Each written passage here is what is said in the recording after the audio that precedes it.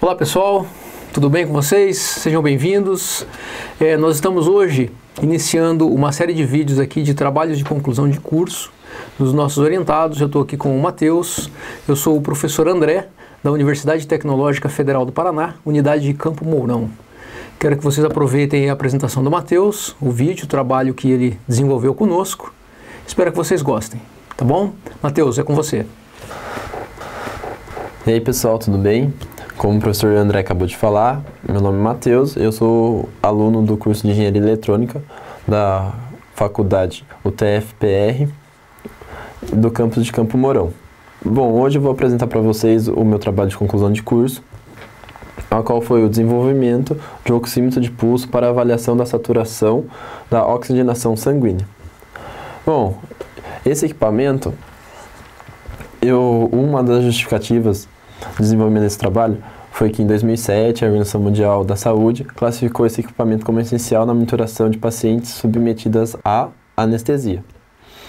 Então, ele monitora a oxigenação sanguínea. E como sabemos, o oxigênio é um dos nutrientes principais para o perfeito funcionamento dos nossos órgãos.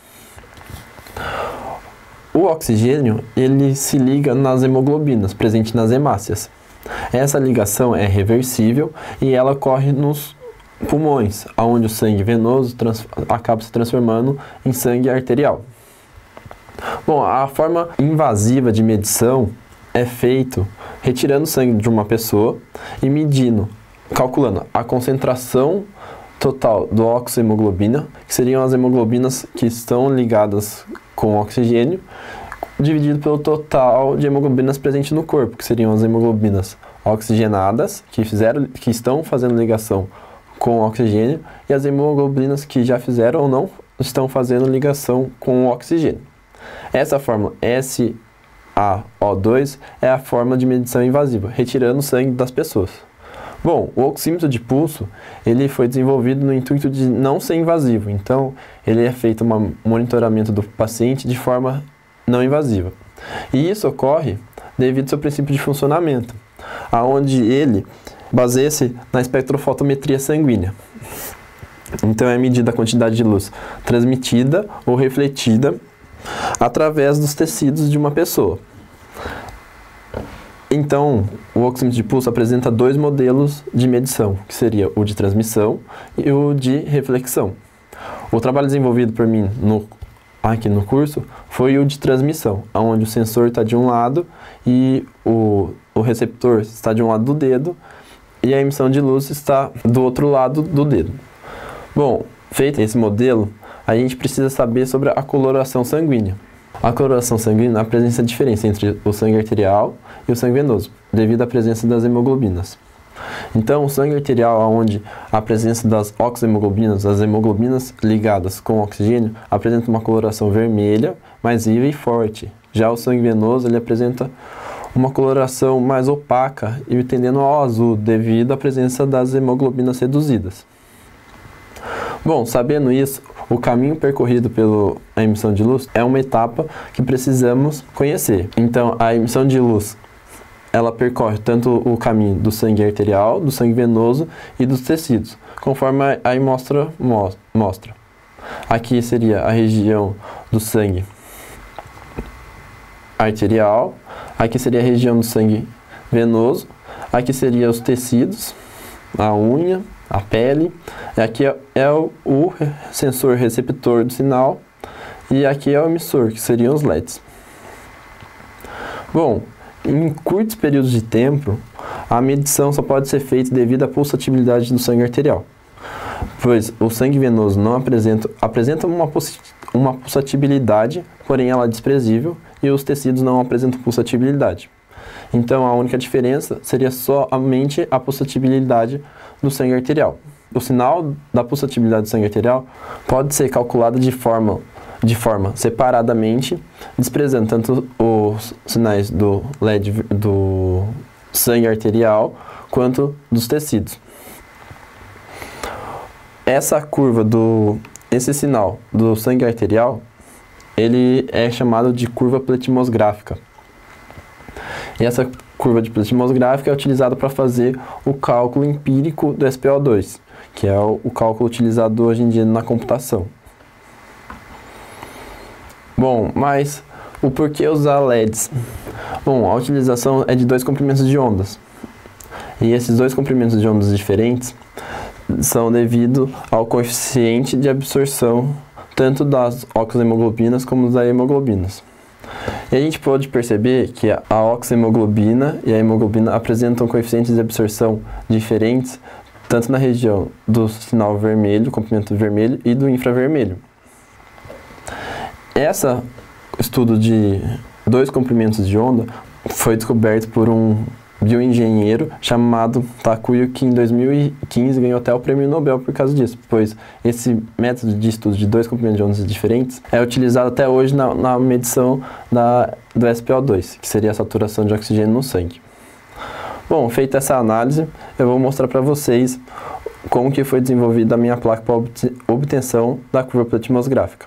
Bom, então o meu trabalho apresenta um circuito de alimentação, um circuito receptor e emissor, além de um circuito analógico, a comunicação desse circuito analógico com o Arduino para fazer a conversão do sinal analógico em digital e a comunicação do Arduino com um software matemático no intuito de fazer o cálculo do SpO2. Bom, então vamos lá. O filtro, eu usei um amplificador de transimpedância no intuito de fazer a conversão de corrente que o meu sensor gera em tensão. Feita essa conversão, foi utilizado um filtro NOT no intuito de eliminar a interferência da rede, mesmo fazendo a alimentação do circuito por bateria. Acabou tendo presença, então foi utilizado o filtro NOT. O filtro passa-baixa foi utilizado sua faixa de corte em 5 Hz, no intuito de eliminar interferências de altas frequências. Já o filtro passa-alta foi utilizado no intuito de eliminar ruídos de baixas frequências. Feito isso, foi utilizado um amplificador no inversor, no intuito de dar ganho ao sinal e conseguir manipular ele mais facilmente. E já o regulador offset foi utilizado no intuito de dar um DC ao sinal, já que o Arduino não lê informações negativas. Então, feito isso, eu obtive a curva platimosgráfica, onde o equipamento de pulso comercial nos mostra, que seria esta curva, onde aqui está a porcentagem de oxigenação sanguínea, que seria SpO2 de 97%, e aqui seria o batimento cardíaco, que um equipamento comercial nos mostra. Bom, o desenvolvimento do meu trabalho, eu consegui obter esta curva, que é a curva platimosgráfica. Então ela tem tanto um sinal, informações referentes ao sinal vermelho e ao sinal do infravermelho. Essa curva platimosgráfica, ela foi digitalizada e feito um tratamento digital nela. Então eu utilizei o Arduino no intuito de fazer a conversão AD do sinal e acabei fazendo um tratamento matemático, fazendo uma configuração de comunicação entre o software matemático com o Arduino. Depois eu fiz a conversão da string gerada pelo Arduino em double, realizei filtros digitais, os mesmos utilizados no projeto analógico. Feito isso, foi feita a detecção de picos e vales e a delimitação do sinal. Essa detecção de picos e vales é no intuito de conseguir fazer a medição do nível AC e o nível DC, que seriam os níveis que posteriormente vou explicar devido ao cálculo que é feito hoje em dia da razão utilizada na fórmula. Essa razão está aqui, aonde o SpO2 é calculado através de A menos B vezes R. A e B são coeficientes matemáticos medidos através de um simulador. E R é o valor calculado com os níveis AC e DC da minha onda. Bom, vou mostrar primeiramente o sinal digitalizado para vocês, que seria a curva platimosgráfica digitalizada. Aqui apresento os picos em vermelho, os vales em verde e a delimitação do sinal. E é nesta região que eu consigo fazer o cálculo. Porém, para fazer o cálculo matemático correto, eu preciso fazer a contabilização das duas curvas. Então, a razão como eu falei anteriormente, está relacionada ao nível AC e DC da onda. Então, mas para fazer o cálculo matemático correto, eu preciso do sinal AC e DC do sinal vermelho e do AC e DC referente ao LED infravermelho. Essa razão é calculada com a razão de cada sinal, do vermelho e do infravermelho. O AC é referido ao sinal pulsátil arterial e o DC está relacionado ao sangue venoso e aos tecidos. Então, tanto o sinal vermelho como infravermelho apresentam o nível AC e DC referentes ao sangue arterial, o sangue venoso e os tecidos. Com essas informações é realizado a razão por cálculo.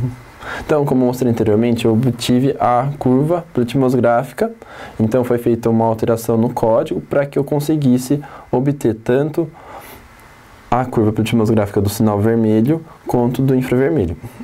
A imagem aqui mostra para vocês o sinal do LED infravermelho e o sinal do LED vermelho, conhecendo os picos e vales e a delimitação do sinal.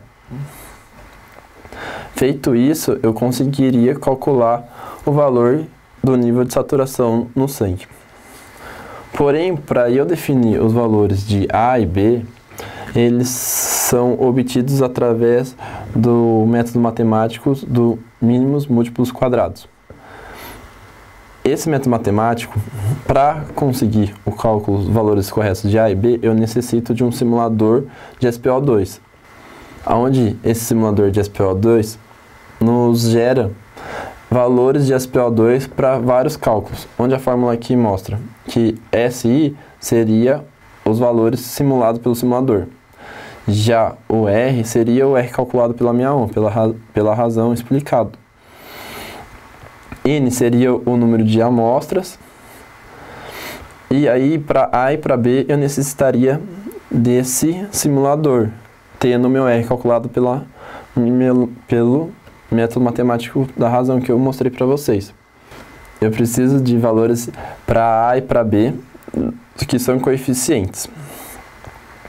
Bom, mas esses valores são definidos para cada equipamento. Então, ou equipamentos comerciais, cada equipamento possui o seu coeficiente, A e B. Eu não pude ter acesso a esse simulador, então eu não consegui definir esses valores de medição corretamente. Porém, eu obtive execução e êxito na obtenção da curva platimosgráfica. Os valores tabelados, eles são normalmente calculados de forma empírica. Os coeficientes comerciais, eles são valores tabelados. Então, cada equipamento possui seu valor, A e B.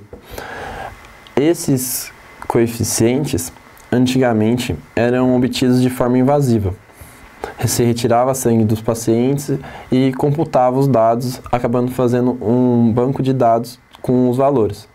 E esses dados faziam com que se obtesse os coeficientes. Com o simulador, hoje em dia, conseguimos obter esses coeficientes de forma sem ser invasiva. Bom, aqui na imagem mostra o modelo de Beer-Lamb, porque Beer-Lamb é a lei que rege a emissão de luz através de um meio. Mas a lei não é utilizada no modo prático de cálculo, devido que essa lei só mostra a respeito de um meio, onde a luz é emitida através de um meio. E como já expliquei anteriormente, o comprimento de onda atravessa mais de um meio, que seria o sangue venoso, o sangue arterial e os tecidos. Bom, a estrutura do meu trabalho desenvolvido é esta, onde aqui está a placa confeccionada na faculdade para a obtenção do sinal analógico, a comunicação com o Arduino no intuito de fazer a conversão do sinal analógico em digital, a minha alimentação de bateria e o protótipo do dedo. O protótipo do dedo, ele foi confeccionado no intuito de ter o sensor, fotodiodo, os LED vermelhos e infravermelho, e aonde esses LEDs tem que ter a angulação correta no sensor. Então ele foi desenhado com uma angulação correta, tanto para o LED vermelho quanto para o infravermelho. Bom, feito isso, vou apresentar para vocês, mostrar para vocês a curva pletimosgráfica, obtida no aplicativo Arduino. Bom, aqui está a curva.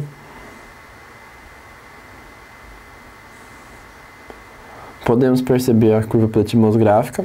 Ela apresenta ruídos devido a interferências de movimentação, temperatura, perfusão. Então, o protótipo tem que ser feito calmamente.